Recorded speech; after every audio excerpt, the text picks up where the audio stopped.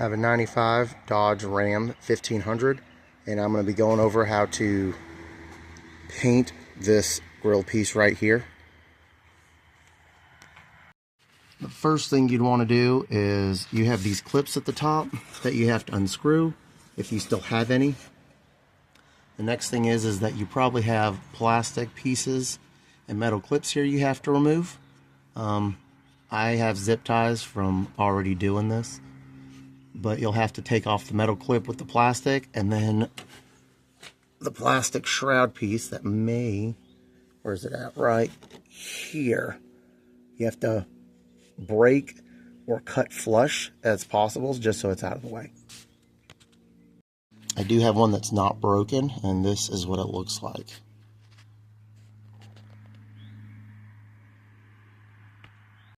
This is an old broken one that I have that I'll demonstrate on, but these little plastic pieces here you can break off with a flathead screwdriver like this.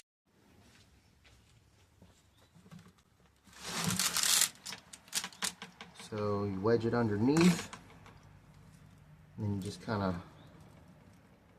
scrape it.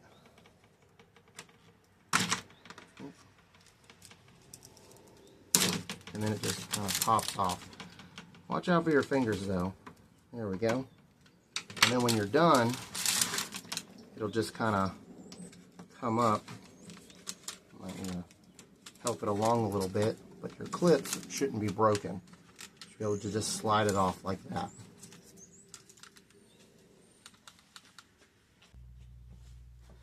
Now that you have the, you should have the outside taken care of. So you just wedge a screwdriver, you just want to pop them out.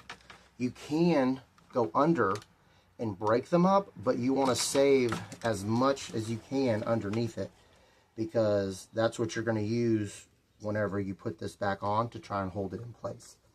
And with the center ones you should be able to do the same thing.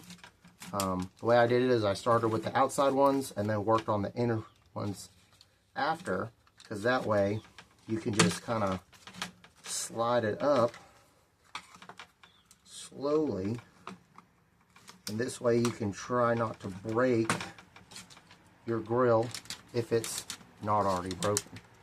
And then this way you can also see which ones need to come up as you're working it forward, and it helps with making sure that you get these removed. There we go.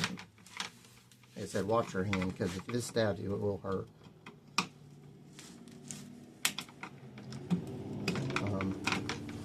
Just using a standard flathead, you can get a smaller one if you think it would work better, and then you just slowly work it up as you go.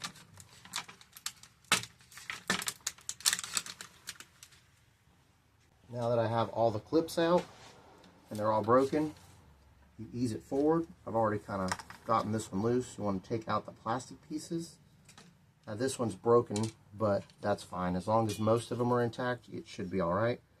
And then after you've done one side, put this off to the side and you work on the other one.